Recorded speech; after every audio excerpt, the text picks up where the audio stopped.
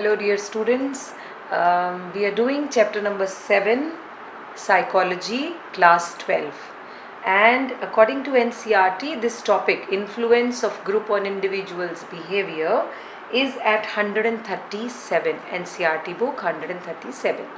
Okay, and in this slide, in this PPT, PowerPoint presentation, every content, everything is taken from NCERT. So for your exams purpose, you can absolutely rely on this. All right. So what is the topic? First, understand the topic. We are saying influence of group on individuals behaviour. अब अगर हम group में रहते हैं, क्या उसका individual के behaviour पर कोई इन्फ्लुएंस होता है? Let's understand. अब देखिए, दो चीज़ें हो सकती हैं. हम जब इसमें बुक में भी आप देखेंगे तो क्या है, एक one individual is performing any activity, okay, alone. The person is performing alone but in the presence of others. दूसरा, the person is performing with the group, along the group. So दो ही words याद रखने हैं, performing alone and performing along. When the person is performing alone, that is what is known as social facilitation. Can you see in the picture? One person is standing and presenting and the rest are present there.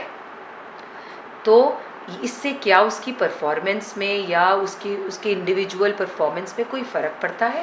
That is what was the topic. So performance on specific task is influenced by the mere presence of others, right. So यहाँ पर क्या हो रहा है, when I से performing alone, तो इसे आप क्या लिखेंगे? Social facilitation. Although in chapter 6 we have done this topic in detail, so you can refer the other videos, but still here I have given the introduction. Norman Triplett observed, he was an psychologist. उन्होंने क्या observe किया इसके बारे में? that individuals show better performance in the presence of others than when they are performing the same task alone. आप समझते हैं, जब हम स्टेज पर जाना है तो we get stomach butterflies in our stomach. So it's the nervousness which we feel because we are going to face the audience, so that is why. But when you get the butterflies in your stomach, it's a positive sign also. क्यों? Because you are nervous, so you prepare well. When you prepare well, you perform well. So कमरा बंद करके या अकेले किसी task को perform करना या ऑडियंस के सामने परफॉर्म करना, तो आप किस में तैयारी ज़्यादा करके जाएंगे? जिसमें आपके सामने ऑडियंस है. घर में एक रूम बंद करके डांस करना, तो आपने ऐसे ही कुछ भी कर दिया. लेकिन स्टेज पर डांस करना, सो आपकी परफॉर्मेंस किस में बेटर हो जाएगी? When you are performing in the presence of others. I am sure you understood the point. Let's move further. ये है लोफिंग्स. सोशल लोफिंग मैंने बोला था, performing alone या performing along. So when you are performing along with the group is called social loafing. Okay. Now let's understand. Individual performs less hard in the group than alone. एक बहुत अच्छा example जो हम आगे इसमें discuss करेंगे. इसने कहा, जब अकेला परफॉर्म करता है person, in case of social facilitation उसकी परफॉर्मेंस अच्छी होती है, बट जब वो ग्रुप में परफॉर्म करता है उसकी परफॉर्मेंस उतनी अच्छी नहीं होती. क्यों नहीं होती? एक जनरल कॉमन सेंस. क्योंकि हमें लगता है दूसरा बंदा कर लेगा, बी पर्सन सोचता है सी करेगा, सी सोचता है जी करेगा. सो क्या हुआ? सबने अपनी परफॉर्मेंस को अप टू द मार्क नहीं दिया. Okay. So it is reduction in individual's effort when working on a collective task. It's something like when you have to submit your project and you are the only one who's doing it, तो आप बड़ा best करते हो. जब group को दिया जाए तो आप क्या कहते हो? यार वो ये करेगा, photographs one person will bring, one will assemble, one will collect, one will do this, and everybody is thinking वो अच्छा कर देगा तो अच्छा हो जाएगा, and the second person thinks तो वो अच्छा कर देगा. So when the pool tasks are being done, so it is the collective task, इसीलिए सभी के efforts कम हो जाते हैं. This can be understood with the help of tug of war. Tug of war में पाया गया, जब साइकोलॉजिस्ट ने इसको स्टडी किया, कि रोप पुलिंग में जो लोग दोनों तरफ से पुल कर रहे हैं वो उतना एफर्ट नहीं लगाते, बिकॉज उन्हें क्या लगता है दूसरा वाला ज़्यादा पुश कर लेगा, दूसरे वाला ज़्यादा एफर्ट लगा देगा. So that's an example. तो social loafing when we are working along with the group, performing along, हमारी परफॉर्मेंस कम हो जाती है. एक्सपेरिमेंट बाय लेटान, लेटाने भी बोल सकते हैं, क्लैप और चीयर. ना इन्होंने क्या एक्सपेरिमेंट किया, आपके पास ये आपकी बुक में भी I think you have this example. So उन्होंने क्या बोला, एक पर्सन को अगर हम कहते हैं क्लैपिंग करिए तो वो बंदा बहुत कॉन्शियस होता है, because he alone has to produce the result और नॉइज़, जो भी उससे आवाज़ आएगी. अब क्या किया, ग्रुप के साथ जब क्लैप करवाया तो पाया कि ग्रुप क्या करता है, ग्रुप जो है वो लाउडली चीयर करने के लिए बोला गया क्योंकि बहुत सारे लोग थे, लेकिन वो उतना लाउड नहीं हुआ जितना बड़ा ग्रुप था. क्यों, बिकॉज अगेन वही, it was very interesting to know that how much noise people make in social settings, so they wanted to know that, so they varied the group size.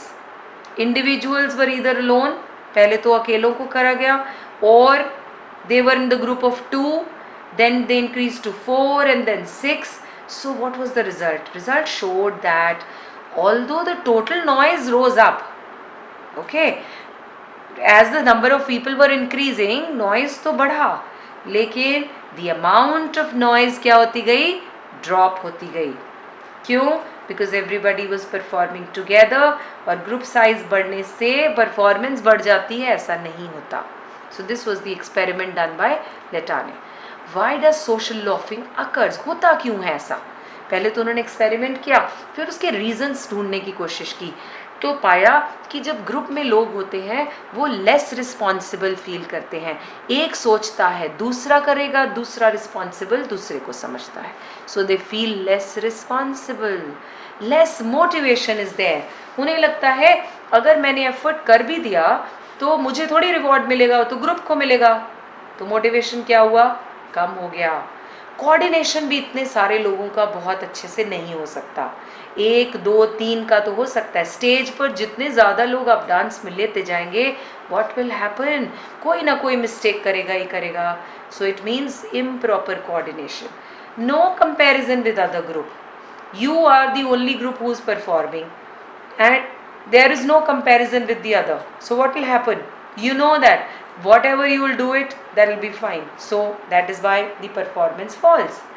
Belonging to the same group is not important for the members.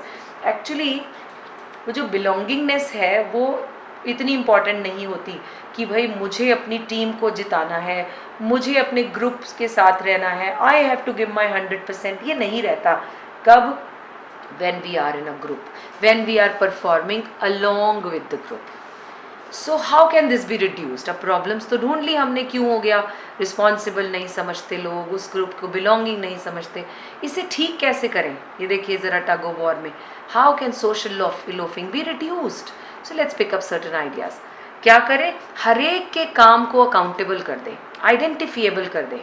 कैसे, जैसे cricket team में होता है, वैसे तो पूरी team perform कर रही है, पूरी टीम जीतती है, लेकिन एक होता है ना क्या बोलते हैं हम उसको, कि कोई पर्टिकुलर ट्रॉफी है, sales sports person of the day, या what do we say, man of the match. तो ये उनको क्या कर दिया, हर इंडिविजुअल को भी अकाउंटेबल कर दिया, आइडेंटिफिएबल कर दिया, कि अगर कोई एक्स्ट्रा ऑर्डिनरी काम करेगा उसे हम रिकॉग्नाइज कर देंगे, आइडेंटिफिएबल. फिर increasing the pressure to hard work, सबको हार्ड वर्क करने का हैबिट डालना, उस पर प्रेशर डालना, no you have also have to do it, you also have to do it, इस तरह से. पर वो होगा कैसे, जब हम उन्हें वैल्यू ऑफ अ टास्क को क्या करेंगे, इंक्रीजिंग द इम्पॉर्टेंस और value of the task.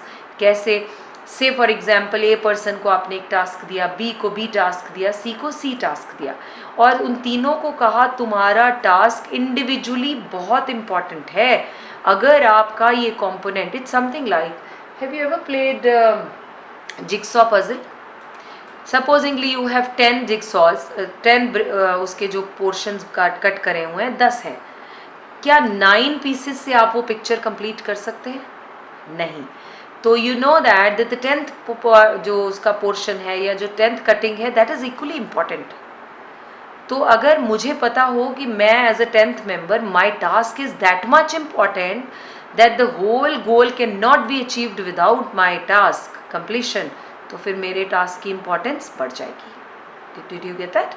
Make group members committed, commitment बढ़ानी होगी उनके काम में कि आप और ज़्यादा डेडिकेशन से काम करें और उनके काम के टास्क को वैल्यू देना. It's something like you are very tug of war में तुम सबसे आगे हो, तुम्हारा रोल बहुत इंपॉर्टेंट है, तुम सबसे पीछे हो, तुम्हारा रोल ऐसा है, बीच में सबके, मतलब इट इज़ लाइक उनके टास्क को वैल्यूएबल कर देना rather than saying it's just a task and you can perform it.